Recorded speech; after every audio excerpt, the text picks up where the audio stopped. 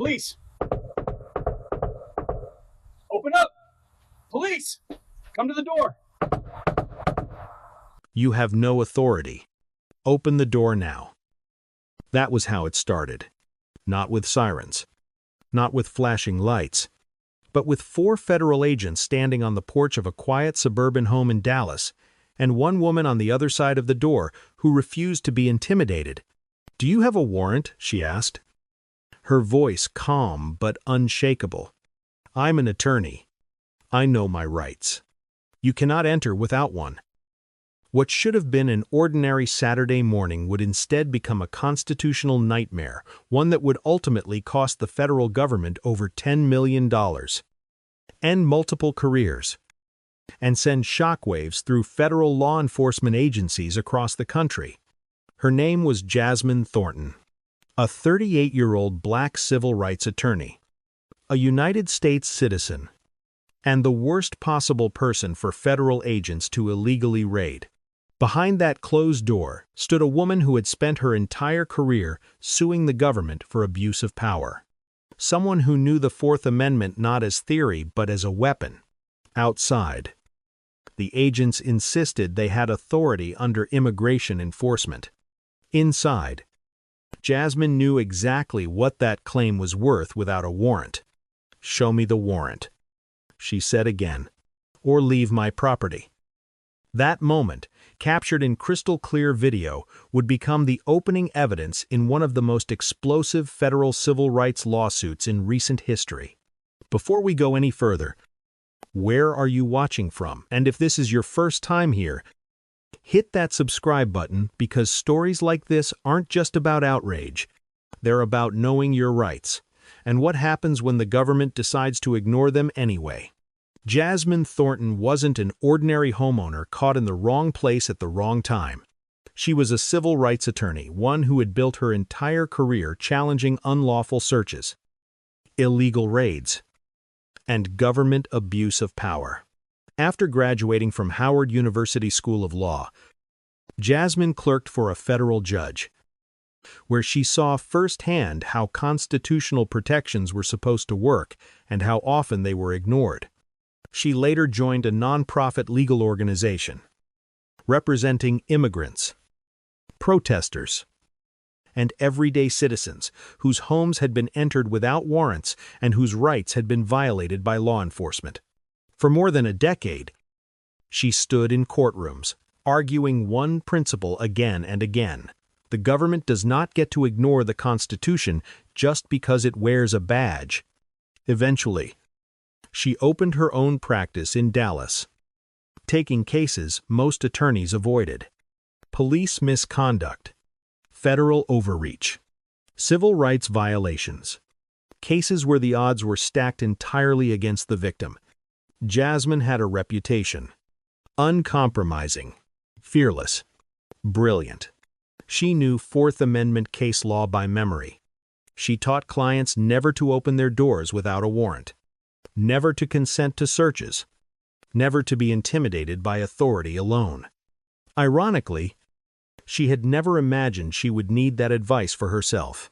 She lived alone in a modest 2-story house in a diverse neighborhood, quiet streets, familiar faces, a place that felt safe. 6 months earlier, she had installed a doorbell camera, mostly for package deliveries. She never imagined it would become the most important witness in her life, because in just a few moments, everything she believed about constitutional protection would be tested inside her own home. Saturday morning, June 17th, Launsenling Arshasan, began like any other. Jasmine woke up around 8:30 a.m.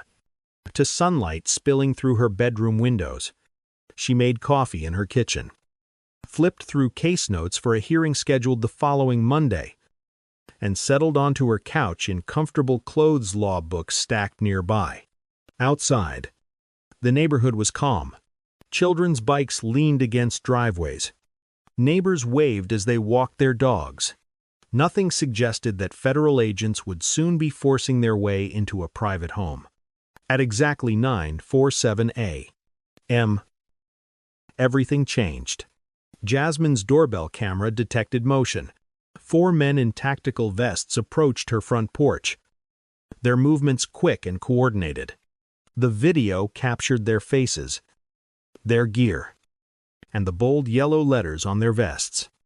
ICE, Immigration and Customs Enforcement. They weren't knocking politely. The lead agent stepped forward and slammed his fist against the door. Bang, bang, bang. The sound echoed through the house. Jasmine stood up immediately. Years of courtroom experience told her this wasn't a misunderstanding. This wasn't routine. This was an escalation. She walked toward the door, but she didn't open it. Instead, she did exactly what she had taught her clients to do. She spoke through the closed door. "Who is it?" "Federal agents." The voice outside replied sharply, "Open the door. Now." Jasmine took a breath. Her legal instincts were fully awake, because at that moment, she knew whatever happened next would matter. Jasmine didn't raise her voice. She didn't panic. Through the closed door, she asked a single question, one that sits at the very heart of the Constitution. "Do you have a warrant?" There was a brief pause on the other side. Then the lead agent answered, his tone sharp and impatient. "Ma'am, we have authority under immigration enforcement. Open the door now." Jasmine felt a surge of anger, not fear, but professional outrage. She had spent years dismantling that exact claim in court. "That is not how the law works," she replied clearly, making sure every word was captured by the doorbell camera. "I'm an attorney. I know my rights. You cannot enter my home without a warrant." The camera caught the agent's expression change from confidence to irritation. "We have information that you are harboring undocumented individuals," he said. "You need to open this door." That accusation made no sense. Jasmine lived alone. "I am a United States citizen," she responded. "There is no one else in this house. You have no authority here. Show me a warrant or leave my property." Behind the lead agent, the others shifted uneasily. One glanced at his phone. Another moved closer to the doorframe. Jasmine recognized the signs. This wasn't a lawful investigation anymore. It was about control. And as she stood there, calmly asserting her rights, she knew something dangerous was happening, because when authority is challenged by the law, it often doesn't back down. It doubles down. "Ma'am, step back from the door." The order came suddenly. Jasmine felt her pulse spike. "This is illegal," she said loudly. "I do not consent to any search. I am recording everything. You are violating the Fourth Amendment." The doorbell camera captured it all, her voice steady, precise, unmistakably confident. "The Supreme Court has been clear. Immigration enforcement does not override the Constitution. Without a warrant, federal agents have no authority to enter a private residence." But the agents didn't leave. Instead, the lead agent nodded to his right. Agent Raymond Foster stepped forward, gripping a heavy metal breaching ram. For a split second, time seemed to slow. Jasmine realized what they were about to do. "You do not have consent," she shouted. "You have no warrant. This entry is unlawful." The ram came down with brutal force. Wood splintered. The lock gave way. The front door burst open. Jasmine screamed as 4 armed federal agents forced their way into her home. "Get back! Hands up!" someone shouted. She stumbled backward into her living room. Phone raised. Hands visible. "I am not resisting," she said, her voice shaking but clear. "This is an illegal entry. I do not consent. You are violating my constitutional rights." In that moment, the line was crossed. This was no longer a dispute about authority. It was a documented, undeniable violation of the Fourth Amendment happening in real time. On camera. Inside the home of a civil rights attorney who knew exactly what it meant. And there was no going back. The agents spread out through the house. One moved down the hallway. Another checked the kitchen. A third entered Jasmine's bedroom. Their body cameras captured everything. Drawers opened. Closet doors pulled wide. Rooms searched one by one. And with every second that passed, it became more obvious there was no one else there. No hidden occupants. No signs of anyone living there but Jasmine. She stood in her living room. Phone still recording. Hands raised. "You are conducting an illegal search," she said. "The Fourth Amendment protects this home. Everything you find, if you find anything, is inadmissible." One agent asked for her identification. She handed over her Texas driver's license, her United States passport, her State Bar of Texas attorney card. Citizen. Attorney. No criminal record. The mood shifted. Agent Kevin Park stared at the documents longer than necessary. Another agent avoided eye contact. In the hallway, Agent Melissa Torres emerged and spoke quietly but clearly. "House is clear," she said. "No one else here." That sentence changed everything. Because now, there was no longer even a pretense of justification. The agents weren't stopping a crime. They had broken into the wrong home, and for the first time since the door came down, the balance of power began to shift away from the men with badges and toward the woman who knew the law. The agents regrouped in the living room. What had started as loud commands and forced authority was now replaced with silence and side glances. The lead agent tried to regain control. "Ma'am, we need to verify your citizenship status," he said. Jasmine turned toward him slowly. "My citizenship status, you already did." She gestured toward the documents still in their hands. "My passport. My driver's license. My state bar card. I'm a licensed attorney in the state of Texas." Her voice rose not with panic, but with righteous anger. "You broke into my home without a warrant. You searched my private residence. You detained me without cause." She stepped closer. Phone still recording every word. "I'm a civil rights attorney. I specialize in unconstitutional government action." Then she said the words that froze the room. "I am documenting every single violation. And the moment you leave this house, I am filing a federal lawsuit against every one of you." No one interrupted her. Outside, neighbors had begun gathering, drawn by the sound of the door being smashed in. Phones were out. Witnesses were watching. The lead agent finally spoke again. Quieter this time. "We're leaving." As the agents backed toward the door, Jasmine stood her ground. "You don't get to erase this," she said. "This is on camera, and you will be held accountable." At that moment, everyone in the room understood the truth. This wasn't going to disappear. It was just beginning. The agents filed out through the shattered front door, their boots crunching over broken wood. Outside, neighbors stood on the sidewalk, phones raised, faces stunned. Jasmine stepped onto her porch, surveying the damage. Her door was destroyed. Her home had been violated, but her resolve had never been stronger. She didn't wait. The moment the SUVs disappeared down the street, Jasmine went back inside and got to work. She backed up every recording to cloud storage, downloaded the doorbell footage frame by frame, saved her phone video, made notes while the details were still fresh. Then she made her first call. "Marcus, I need you to represent me," she said. "Federal agents just broke into my home without a warrant. I have everything on video." Her second call was to the media.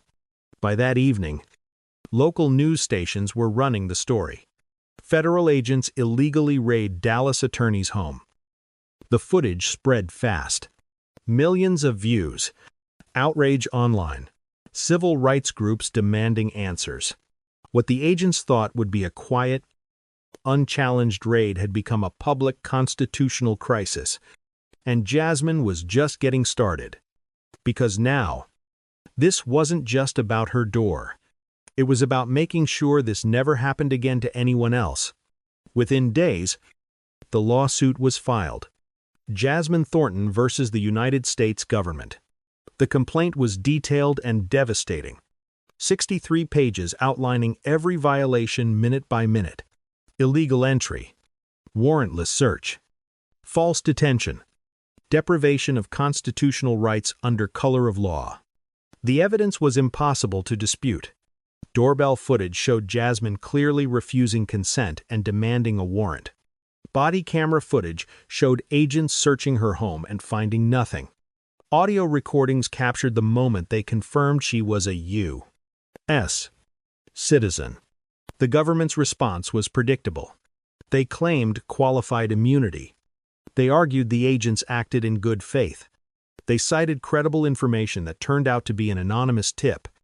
No corroboration. No surveillance.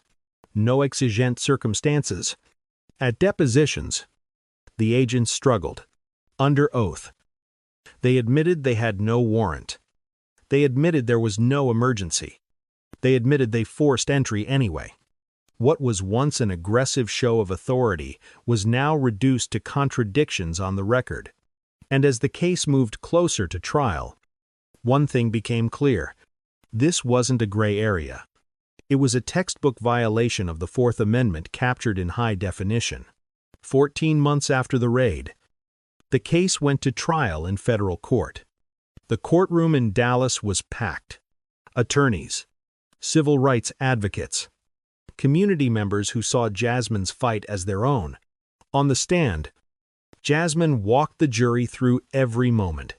The pounding on the door, her calm demand for a warrant, the sound of the door breaking open. "I teach Fourth Amendment law," she told the jury. "I've defended people whose homes were illegally searched. And then it happened to me." Her voice didn't break, but the courtroom was silent. The government tried to justify the raid with vague claims of credible information. That defense collapsed under cross-examination. What made an anonymous phone call credible enough to break down a door? Jasmine's attorney asked. There was no answer. A constitutional law professor testified next. The home is afforded the highest protection under the Fourth Amendment. He said, immigration enforcement does not grant authority to ignore that. By the end of testimony, the jury didn't need legal jargon. They had watched the Constitution be violated frame by frame, and the government had nothing left to stand on. The jury deliberated for nearly 11 hours, 2 full days of discussion. When they returned to the courtroom, the tension was suffocating. Jasmine stood, hands clasped, barely breathing. The verdict was unanimous. On every count, the foreperson read the numbers slowly.